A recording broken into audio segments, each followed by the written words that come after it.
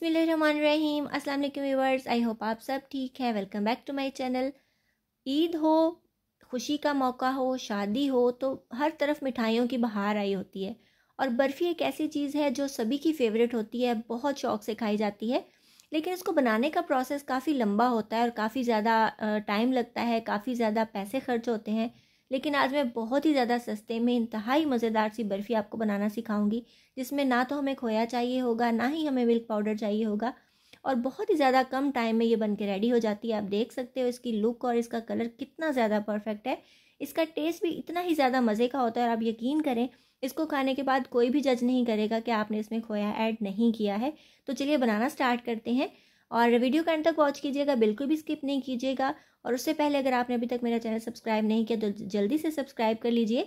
सबसे पहले 2 हरी इलायची को हम इस तरह से क्रश कर लेंगे अच्छे तरीके से, क्योंकि इलायची का फ्लेवर बर्फ़ी में बहुत ही ज़्यादा मज़े का लगता है। तो छिलके अलग कर देंगे, हमें जस्ट इनका पाउडर चाहिए। और यहाँ मैं यूज़ करूँगी 1 कप जितनी चीनी, और ये 1 कप जो है ये मेजरिंग कप है, आप घर की कोई भी कटोरी नाप के ले सकते हैं।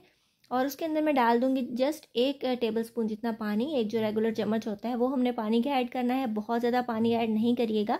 और इसको हमने कैरमलाइज़ कर देना है चीनी को, और चीनी को हमने स्लो फ्लेम पे कैरमलाइज़ करना है, बहुत ज़्यादा तेज़ आंच पे नहीं करेंगे, क्योंकि चीनी जो है वो बहुत जल्दी से ब्राउन होने लग जाती है, जलने लग जाती है। और अगर आपकी चीनी जल गई तो आपकी बर्फ़ी का टेस्ट ख़राब हो जाएगा, उसमें जले का टेस्ट आ सकता है। इसलिए आपने इस चीज़ पे ध्यान ज़रूर देना है कि आपकी जो चीनी है वो अच्छे तरीके से कैरमलाइज़ होनी चाहिए, बहुत अच्छा सा गोल्डन कलर आना चाहिए, लेकिन डार्क कलर बिल्कुल भी नहीं आना चाहिए। तो आप देख सकते हैं कितना ज़बरदस्त सा गोल्डन कलर आया है। इससे ज़्यादा बिल्कुल भी नहीं करिएगा, तो स्लो फ्लेम पे करिएगा। आपकी चीनी अच्छे तरीके से मेल्ट हो जाएगी, और जैसे ही मेल्ट होगी आपने दूध को ऐड कर देना है, बिल्कुल भी डिले नहीं करेंगे इस प्रोसेस को। और यहाँ मैं 1 गिलास दूध यूज़ कर रही हूँ, जो रेगुलर ग्लास होता है घर में, तो ये 1 ही मैंने डाला है इसके अंदर।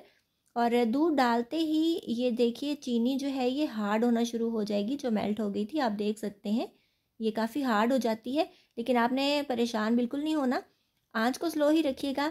आहिस्ता आहिस्ता ये मेल्ट होती रहेगी, और दूध के साथ अच्छे तरीके से ये डिज़ोल्व हो जाएगी। ये आप देख रहे हैं कि ये बाद में जो है वो मेल्ट होना शुरू हो जाती है। आपने आहिस्ता आहिस्ता से चम्मच को हिलाते रहना है। तो जैसे ही ये इसके अंदर मेल्ट होती रहेगी, दूध में अच्छा सा कलर आता रहेगा, और दूध जो है वो तकरीबन चाय की कलर का हो जाएगा।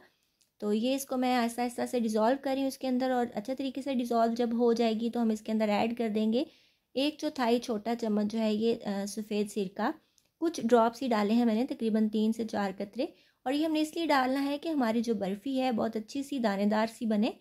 आप देख रहे हो हमने दूध को फाड़ना बिल्कुल नहीं है, बस हमें हल्का सा दाना चाहिए इस तरह से। तो यहाँ 1 कप जो है ये मैंने मैदे का लिया है। 1 कप अगर आप चीनी लेते हैं तो 1 कप ही मैदा लीजिएगा, और 4 टेबलस्पून जितना घी ऐड किया है। और अगर आप देसी घी ऐड करें तो उससे तो बहुत ही ज़्यादा ज़बरदस्त सा फ्लेवर आता है। जैसे ही घी गर्म हो जाएगा, हम इसके अंदर वो इलायची के दाने ऐड कर देंगे जो हमने स्टार्ट में पीस के रखे थे। छिलके ऐड नहीं करेंगे, बस दाने ही ऐड करेंगे। और इसके बाद जो है अच्छे तरीके से थोड़ा सा उसको कड़कड़ा लेंगे। जब अच्छी सी खुशबू आ जाएगी इलायचियों की घी के अंदर, तो हम अपना मैदा ऐड कर देंगे। और मैदे को ऐड करने के बाद हमने कॉन्टीन्यूसली हिलाते रहना है, अच्छे तरीके से इसको स्लो फ्लेम पे भूनना है। ये रेसिपी जो है वो आप स्टार्ट से एंड तक इसका फ्लेम स्लो ही रखिएगा, क्योंकि अगर मैदे का कलर बहुत ज़्यादा डार्क हो जाएगा तो भी आपकी बर्फ़ी की लुक और कलर ख़राब हो जाएगा। तो इसलिए आपने इसको स्लो फ्लेम पे ही भूनना है, और अच्छे तरीके से भूनना है जब तक इसमें अच्छी सी खुशबू आने लगे। जैसे कि आप किसी भी डिश के लिए या हलवे वगैरह के लिए सूजी को भूनते हो, ऐसे ही आपने मैदे को भी भून लेना है। तो ये कितना अच्छा सा क्रमली सा हो रहा है, और इसका कलर भी चेंज हो चुका है, अच्छी सी खुशबू भी आ गई है, ये भुन चुका है। अब इसके अंदर मैं वो ऐड कर दूँगी दूध जो मैंने कैरेमल के साथ तैयार किया था, और थोड़ा थोड़ा सा करके डालेंगे। मैदे को हिलाते रहेंगे, अच्छे तरीके से मैदे को इस दूध के साथ मिक्स करते रहेंगे। और ये मैदा भुना हुआ है, बस जल्दी से गाढ़ा होना शुरू हो जाएगा। जैसे ही आप दूध ऐड करेंगे तो ये जो है ये थिक होना स्टार्ट हो जाता है। तो बस आपने स्पून को हिलाते रहना है कॉन्टीन्यूसली, और इसको पकाते रहना है। जैसे डो होती है, डो की फॉर्म में आ जाएगा, और एक साइड पे इकट्ठा होना शुरू हो जाएगा, तले को छोड़ने लग जाएगा, तब तक हमने इसको कुक करते रहना है। तो बस आपने स्पून जो है वो रोकना नहीं है, इसको साथ साथ से हिलाते रहिए, साइडों से स्क्रैप कर करके सेंटर से इसको जो है वो अच्छे तरीके से मिक्स करते रहिए। तो बहुत मज़ेदार सी ये बर्फ़ी बनती है, बहुत ज़्यादा टेस्टी बनती है, और सबसे इम्पॉर्टेंट बात यह है कि बहुत ही कम खर्च में बन के रेडी हो जाती है। और सबसे इम्पॉर्टेंट बात यह है कि ये बहुत ज़्यादा टाइम नहीं लेती दूसरी मिठाइयों की तरह। बहुत ही झटपट और क्विक सी रेसिपी है और बहुत मज़े की बनती है। और स्पेशली जब आप इस तरह की कोई स्पेशल चीज़ घर में तैयार करते हो तो आपको खुशी और सेटिस्फेक्शन ही बहुत ज़्यादा अच्छी सी आती है। एक अच्छी सी फील आती है कि आपने इतनी अच्छी सी चीज़ जो है ये ख़ुद घर में बनाई है, बिल्कुल हलवाई स्टाइल में। तो ये देख रहे हैं मैं साइड जो है इसकी स्क्रैप कर रही हूँ, इसको जो है ये हिला रही हूँ। आहिस्ता आहिस्ता ये तला छोड़ना शुरू कर देगी, जैसे कि हलवे वगैरह में होता है कि घी सेपरेट होने लगता है और ये तला छोड़ना शुरू कर देती है। और आप देख रहे हो मैंने घी बहुत ज़्यादा यूज़ नहीं किया, क्योंकि ये हलवा नहीं है, ये बर्फ़ी है, तो इसमें हमें बहुत ज़्यादा घी एक्स्ट्रा नहीं चाहिए, बस इतना ही यूज़ कीजिएगा। ये बिल्कुल परफेक्ट मेजरमेंट्स मैंने इसकी बताई हैं, तो आप इसी तरीके से बनाइएगा तो इंशाल्लाह आपकी बर्फ़ी बिल्कुल परफेक्ट बनेगी, बहुत ज़्यादा मज़े की बनेगी। तो ये देख रहे हो आप कि ये बिल्कुल साइडों से अलग होना शुरू हो गई है, एक साइड पे इकट्ठी होना शुरू हो गई है और बहुत ही ज़्यादा मज़ेदार सी दानेदार सी हमारी बर्फ़ी रेडी हो रही है। साइडों से ये नीचे से अलग होना शुरू होगी, आप देख सकते हैं एक साइड पे इकट्ठी होने लग गई है। तो बस यहाँ पे अपनी कुकिंग हम रोक लेंगे और जल्दी से अपना मोल्ड तैयार कर लेंगे।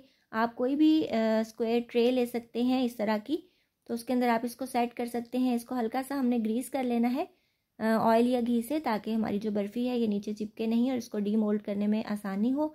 तो बस इसको पोर कर देंगे अपनी बर्फ़ी को, इसके अंदर जो सारा बैटर बनाया है ये इसको पोर कर देंगे और इस तरह से इसको हम किसी भी स्पून के साथ जो है वो फ्लैट कर लेंगे इस तरह से, ताकि हमारे जो पीसेस हैं वो बहुत ही नीट तरीके से अच्छे से कट हों।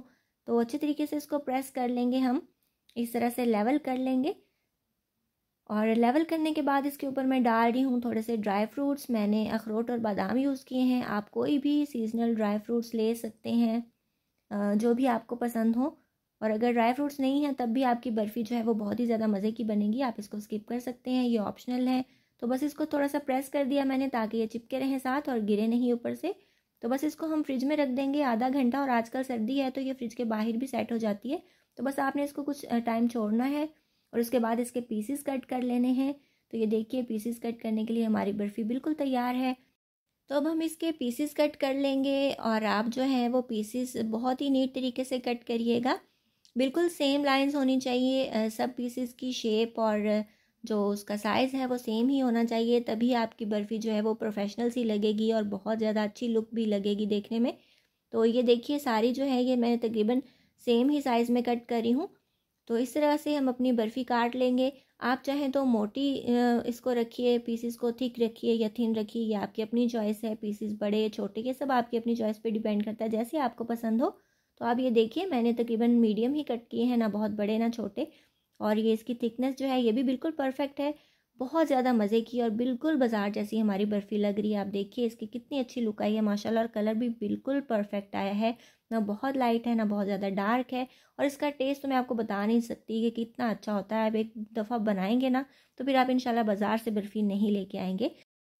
और मेरे पास ये एक डिस्पोजेबल बॉक्स पड़ा था जिसके अंदर मैंने इसको डिश आउट किया, तो ये बहुत ही ज़्यादा अच्छी और प्रेजेंटेबल लग रही थी। आप किसी को गिफ्ट भी कर सकते हैं, किसी के घर लेके जा सकते हैं, फ्रेंड्स के घर या फिर रिलेटिव्स के घर आप उनको देंगे तो उनको बहुत ज़्यादा खुशी होगी कि आपने अपनी जो हैंडमेड चीज़ है वो उनको दी है। होममेड जो चीज़ है उसकी तो बात ही कुछ और होती है। तो अब ये देखिए कितनी ज़्यादा अच्छी लग रही है हमारी होममेड बर्फ़ी, बहुत ज़्यादा मज़े की बनती है। ज़रूर ट्राई कीजिएगा, बिल्कुल भी इसको मिस नहीं कीजिएगा। तो जल्दी जल्दी इस रेसिपी को बना लीजिए और खा लीजिए अपनी शाम की चाय के साथ, और अपनी फैमिली के साथ बैठ के एंजॉय कीजिए। इसके अलावा मेरे चैनल पे आपको गाजर के हलवे की रेसिपी मिल जाएगी जो मैंने खोए के बगैर बनाई थी, लेकिन बिल्कुल खोए जैसा टेक्सचर आता है उसमें और टेस्ट भी बहुत ज़बरदस्त होता है। इसके अलावा बेसन के हलवे की रेसिपी है, सूजी के हलवा जो बिल्कुल बाजार जैसा बनता है पूरियों के साथ खाने वाला, उसकी रेसिपी मैंने रिसेंटली अपलोड की है। इसके अलावा कलाकंद की रेसिपी है, कोकोनट बर्फ़ी की रेसिपी है। ये सारे वीडियो के लिंक्स आपको डिस्क्रिप्शन में मिल जाएंगे, ज़रूर देखिएगा। तो आई होप व्यूवर्स आपको आज की रेसिपी अच्छी लगी होगी। अगर आपको मेरी वीडियोस अच्छी लगती हैं तो जल्दी से मेरे चैनल को सब्सक्राइब कर लीजिए और बेल आइकन ज़रूर प्रेस कर लिया करें, ताकि जब भी मैं कोई न्यू वीडियो अपलोड करूँ उसका नोटिफिकेशन आपके पास टाइमली आ सके। इसके अलावा मुझे इंस्टाग्राम और फेसबुक पे फॉलो करना बिल्कुल नहीं भूलिएगा, फॉलो करना मस्ट है। बर्फ़ी तोड़ के दिखाती हूँ कि कितनी ज़्यादा सॉफ्ट और यमी बनी है। अपना बहुत सा ख्याल रखिएगा, मुझे दुआ में याद रखिएगा। मिलेंगे इंशाल्लाह नेक्स्ट वीडियो में किसी बहुत ही ज़्यादा ईजी, टेस्टी और डिलीशियस रेसिपी के साथ। टिल देन अल्लाह हाफिज़।